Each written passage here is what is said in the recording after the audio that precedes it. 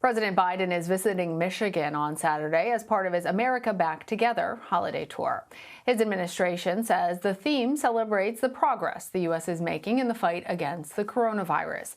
It's showcasing parts of the nation returning to normal as more Americans get vaccinated.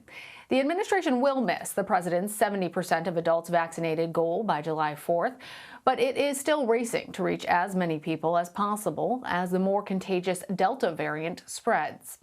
Meanwhile, former President Trump is hosting a Saturday evening Save America rally in Sarasota, Florida. Thousands of supporters are expected to be there. Florida Governor Ron DeSantis will not be in attendance. The governor's office says he and the former president agree his duty is to be focused on the Surfside building collapse. The rally comes days after a New York City grand jury indicted the Trump Organization and its CFO Allen Weisselberg on tax fraud charges. While the former president wasn't charged, the Trump Organization attorneys say that they believe that the former president is the ultimate target of prosecutors. Joining us with more is CBS News Homeland Security and Justice reporter Nicole Sganga. Nicole, with Florida preparing for a potential tropical storm and the ongoing search efforts in that deadly Surfside collapse, what can you tell us about Mr. Trump's decision to hold a political rally in the state this weekend? Hi, Lana. Good to be with you. This is the second stop in what former President Trump has billed sort of a comeback tour. It's in Sarasota County, which is a red county and one of the few toss-up states that the former president did win in 2020. It's also his first rally since, as you mentioned, his namesake real estate empire, the Trump Organization, and longtime confidant and chief financial officer Allen Weisselberg pled not guilty to a series of felony counts in an alleged tax fraud scheme just this past Thursday. While we're not sure if, the former president will discuss this massive indictment, it's very likely he will repeat false claims that he won the 2020 election. It was a big talking point for him when he kicked off this comeback tour in Northeast Ohio just last week. Of course, Mr. Trump lost the 2020 election by 74 electoral votes, but a Monmouth University poll released late last month found that 57% of Republicans still incorrectly believe that President Biden won the election due to voter fraud, and 31% say they still don't accept Joe Biden as president. So, this false claim by former President Trump seems to have legs, and we do expect that, he'll be speaking about it tonight, Lana. Particularly among that base there. But Nicole, there's also been some speculation about the relationship between Mr. Trump and Florida Governor Ron DeSantis. What can you tell us about that?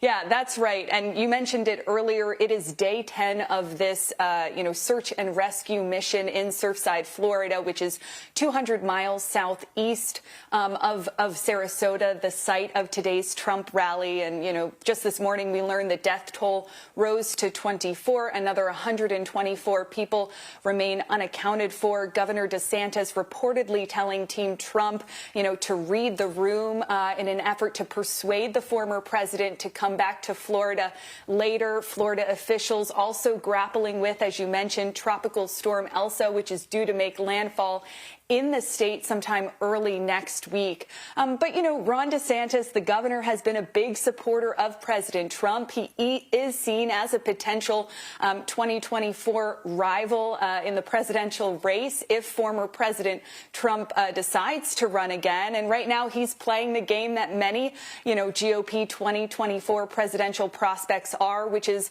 supporting the former president as a way of bolstering their own popularity. DeSantis is very popular in Florida because of his coronavirus response, because of some of his ideological stances, new restrictive voting laws passed in the state. But certainly he still wants the support of former President Trump, especially since, we should mention, he is up for re-election as governor in 2022. Nicole, I'd like to turn now to the indictment from earlier this week involving the Trump Organization and understanding what might be next. An unindicted co-conspirator is mentioned in the indictment. What does that mean? Why is a co-conspirator not being named at this point? And does that mean that we could see another person from the Trump Organization indicted? Yeah, it's a really good question, Lana. We've seen in the indictment this co-conspirator one and other associates of the Trump Organization that are not named listed. Now, these could be other high-level executives at the Trump Organization, even possibly members of the Trump family. And it remains to be seen if they will be charged. But it does suggest that this initial indictment is just laying the groundwork for the next steps in a much wider and ongoing investigation. Now, the former president has not been charged so far, but we know that the Manhattan District Attorney Cy Vance has now twice beat Mr. Trump at the U.S. Supreme Court in a longtime battle to gain his tax documents. And the grand jury will be sitting in New York until November. So we could see them return, other indictments between now and then. In fact, we expect they will return other indictments and other charges in the next few months. And Nicole, Alvin Bragg is expected to win the Manhattan District Attorney race. If he were to win, what might this mean for the former president and the Trump Organization investigation? Yeah, if the Trump Organization investigation continues into January of 2022, which is when the tenure of now Manhattan DA Cy Vance ends, we could see a new Manhattan DA. In fact, we will see a new Manhattan DA oversee this investigation. Alvin Bragg is poised to be that person because, as you've said, he's just won the Democratic nod in this race, and he is highly favored to win the general election in November in a very blue New York City. Bragg would inherit at this point, 4 years worth of investigative materials in one of the most high-profile cases in the country, really in history. Now, in interviews, Alvin Bragg has acknowledged as much. He has called it a profound responsibility, but he also says that he'll be focused on some other issues, gun trafficking and collateral consequences, just to name a few. While the former president isn't named in the indictment, Nicole, what are the broader business consequences that he might face? How might this further hurt the Trump brand and the company overall? Yeah, certainly the environment for the Trump Organization would get far worse if we do see convictions in this case.